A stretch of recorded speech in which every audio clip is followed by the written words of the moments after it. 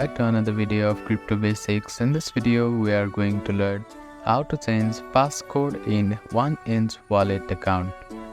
First of all, make sure that you are connected to your internet. After that, find and open 1inch application on your device. Now, make sure that you are logged into your account. After that, at the bottom right corner of the screen, you can see a settings icon. Click on it. Here, you can find passcode and face ID option. Click on it and type in your passcode here. Now you can see change passcode option. Click on it. Then you can enter new passcode here. You can also add 4-digit numeric code or custom alphabetic code as a passcode.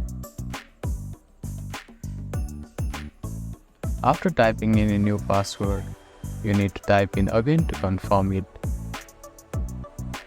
So that is how you can change a passcode in 1inch wallet account. Thank you for watching this video. Please do not forget to like, share and subscribe to our channel and comment down if you have any queries.